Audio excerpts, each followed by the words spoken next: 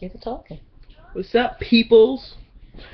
So, Mel had stated that we need to make a coming out video because I told her my story and she laughed hysterically. It hurt my feelings.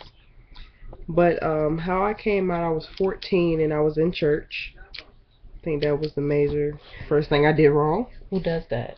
So this chick who was my friend, she outed me in front of my mom, and me not knowing what I was doing in life, I agreed and said, "Yes, mom, I'm gay," in church. So my mom gave me a nice Christian uppercut. Yeah, I got beat in church. She gave me the belt. Then she put me on punishment. And made me read Goosebump books and write reports. I'm sorry. I'm sorry. I don't know what that had to do with anything. But it took her a while to get the grip of it. I told her it was basically her fault because every Halloween she used to dress me up as a man and give me like a mustache and stuff.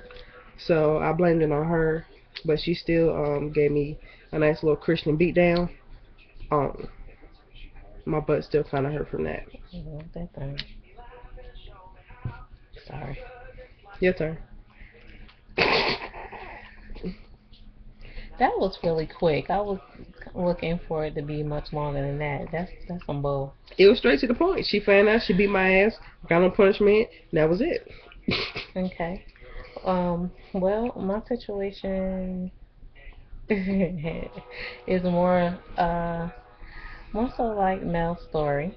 Um, I have never been with a woman before other than Cole, and um, had men in my life, and they were just butt nuts.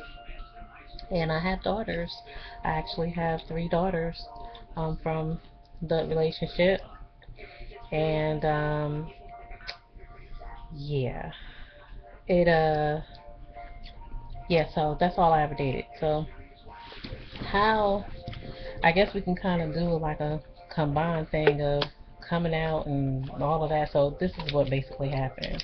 Um, I had a really bad relationship, and he went far and beyond. And so I got tired of it, and I finally put him out. And that was like 2 years ago.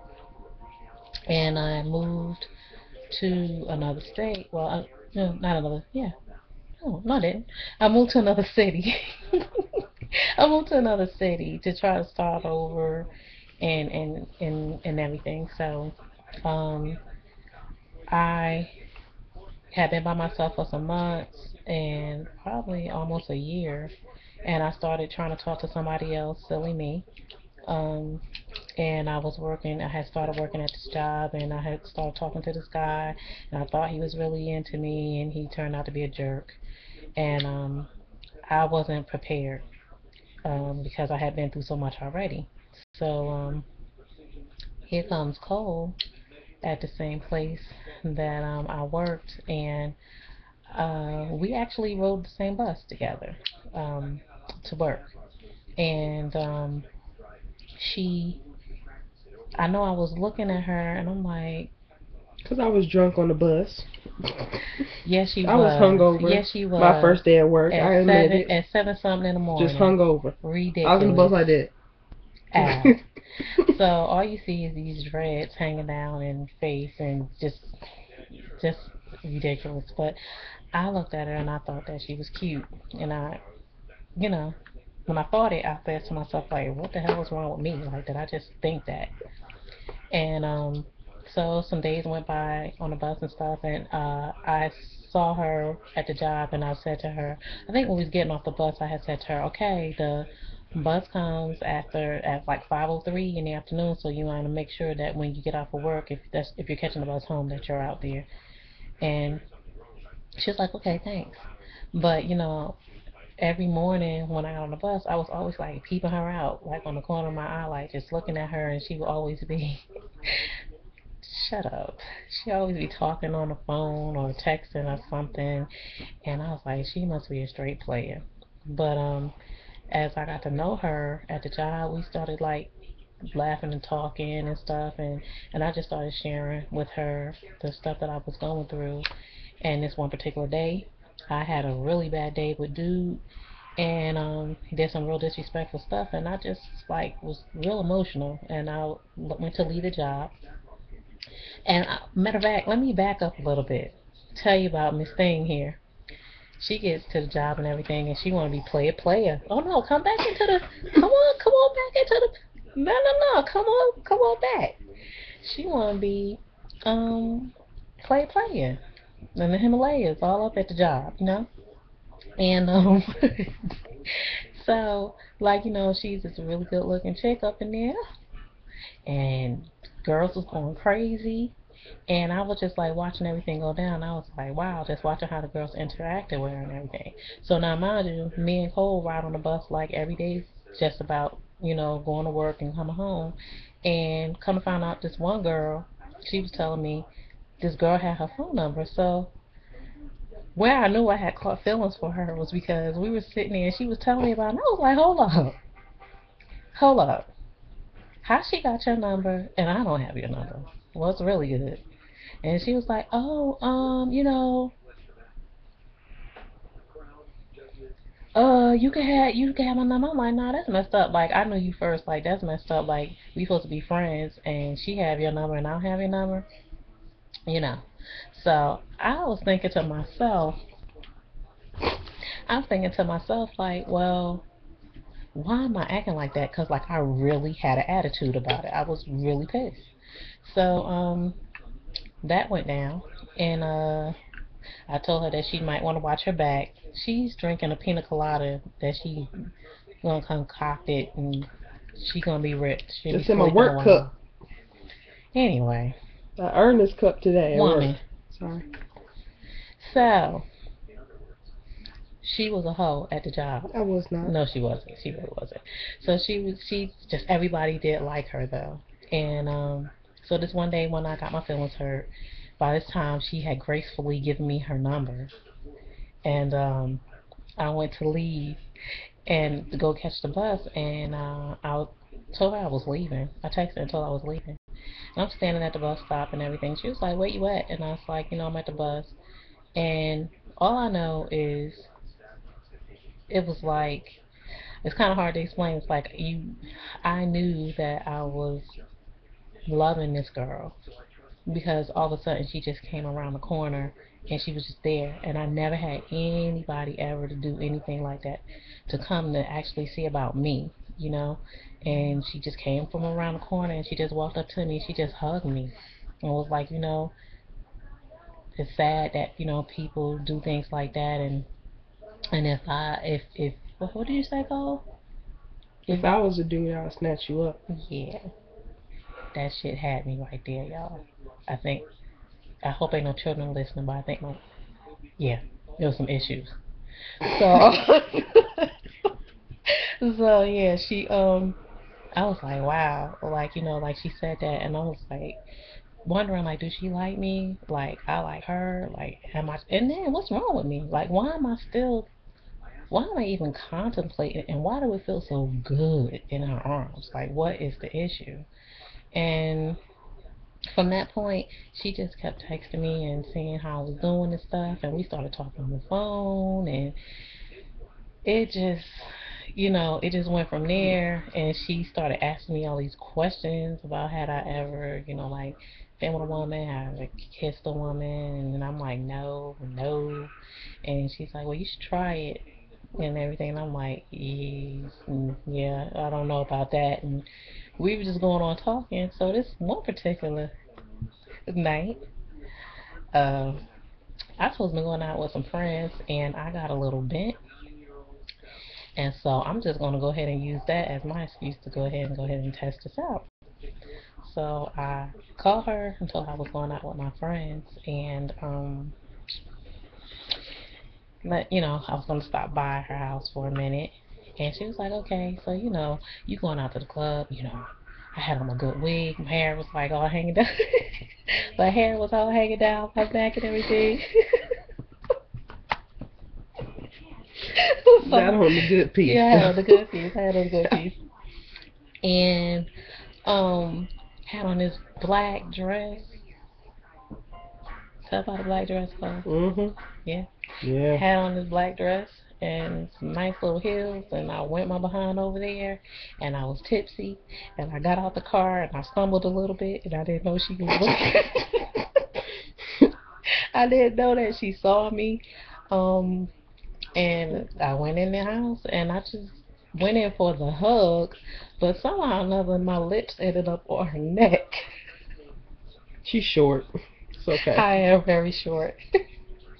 And so I went in for the hug, and 6 feet has got to stick together. Ain't that right, Nessa? You ain't nobody 6 feet. I'm close. Nobody 6 feet. I'm close. Anyway. I'm 5'10.5" and some more inches to make me 6 feet. Okay. You push. If you say so. So basically, what happened after that? This is 11 minutes long. Okay, I'm sorry. All you gotta do is talk about your coming out story. Not the first time story. I'm sorry, but that's what happened. That's how we met. Okay, so that's how we met, and everything went from there, and we've been together ever since. Now, as far as the coming out thing goes, I'm gonna make that one real quick. Basically, what happened is this: my two daughters, I have three daughters. Two of them are still staying with me. My oldest daughter and my youngest daughter, and my youngest daughter told my older daughter, "I think that's mommy's girlfriend." And they asked me, and I kind of panicked. And Cole was like, don't say anything, until you're sure that this is what you want. Don't say anything. So I denied it, and I didn't say anything. So, time, not even that long went by, did it? Maybe it was like a week, yo. Like a week later, my oldest daughter got uncomfortable. And it wasn't like, we were doing anything in their presence or anything. It was just the fact that she was there. Keep in mind, I was only there for like an hour at a time. And we would have the door open. Because I lived down the street. Right. And we would have the door open to my room, and we would be watching TV, laughing and talking and stuff. And my daughter just felt like this is different. I never seen my mother do this before, and she was upset. So she came home one day and told me that she was leaving, and that she was going to move out. And then she started talking about, Cole and stuff, and I just had to come out with it, and I had to say, yes, this is it, this is what's happening, and I do have feelings for her. I can't explain it to you because I cannot explain it to myself, and I'll just go from that to saying that me and my daughter actually had a brawl, y'all. Like, it was a Christian knockdown. Yo, I still can't believe it to this day. It's like, stop it. It's like, she really was so mad that she tried to physically, like, fight me. And I was so in shock about it that I let her, like, get, like, 3 or 4 hits off. And she went into my face, and she scratched me, like, she dug her nails in my face. And, by that time, I'm like, oh, like, she is really trying to go in. So, now I got to go into protect, I got to protect myself. So I flipped her ass on the floor. Ooh. I flipped her ass on the floor. I sat on her chest. I pinned her down, and I choked her the fuck out. And all I know is I just heard her gasping and choking, and it really had to be, and I'm not trying to be funny, but it was really the Lord that brought me back, because I was really taking her life, because I just had, like, blanked out, like, I don't believe this girl is trying to fight me. So that's what happened there. And she went ahead, and after I finished choking her, I got up and I gave her something to drink so that she can try to clear her throat out. And she went ahead and packed her things, and she left. And I'm sitting there, and I'm trying to get this stuff going, like, oh my God, like, how to get to this. And Cole was trying to comfort me. And like an hour of sitting there with Cole, I guess not only no hour, yo. I swear to goodness, it might not have been. And like, a knock came on the door, And I was expecting my youngest daughter to come home because she had spent the night out. Mm-mm. So when I went to the That door, you know picnic how you table just, devil. you know how you go to the door and you just open the door. So I go to the door and I just open the door and Mm. it's my freaking mother, y'all. Picnic table devil. My She had a mom, picnic table shirt on. Cole, 4 foot tall with a picnic table shirt on. she is very short. And she, like Nessa, my family believes that, being gay is a sin. And I'm the devil with the red dreads at she that time. came in the house and she went off and she started saying, "Look at her sitting over there like a man." And I'm like, "Don't talk to her like that." At that time, my jeans was tighter than hers. She was like, "Don't," I just told her, I said, "Don't come to my house talking to her like that. Don't do that." And she was like, looking like a man, sitting there looking like a man, looking like a devil. And she was just going through all of that. And I didn't even want to subject Cole to that I thought I because, was cute that day. I had wore my Thursday best. and she really was cute. Thank So, you. yes, you were. And That's when I had gained some weight because I was in love, and then my pants got a little tight, so they was tight. so my mom is snapping and spazzing, and I'm like, oh my god, I'm not really ready for this. And I just said, well, Cole, will you just go ahead on, and I'll call you. So she left, and my mother just started telling me how it was a sin and I was an abomination, and um, that I had been hurt by a man so bad that I was doing this, and she would have rather for me to have waited until the girls had left the house for me to live my life this way, and it was just a wreck. And then she just went ahead and left. And from that day to this, it is still the same.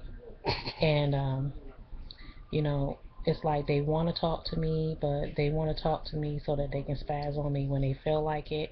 And I'm finally in a place that I'm not going to let you spaz on me. I don't need that negative energy. I'm happy for the first time in my life I have somebody in my life that loves me unconditionally and has shown me what love is. And that love can be good for you, that it don't have to hurt you. And nobody's going to ever make me feel bad about that. So, you know, my mom stopped speaking to me. Kind of, sort of, she do, but it's always something smart. And my oldest daughter, she doesn't talk to me, but all of a sudden now she wants to meet with me. And I think that that's because they know that we lost a baby. And even though in that, and they knowing that I was pregnant, they were saying things like, they didn't want to have nothing to do with the baby.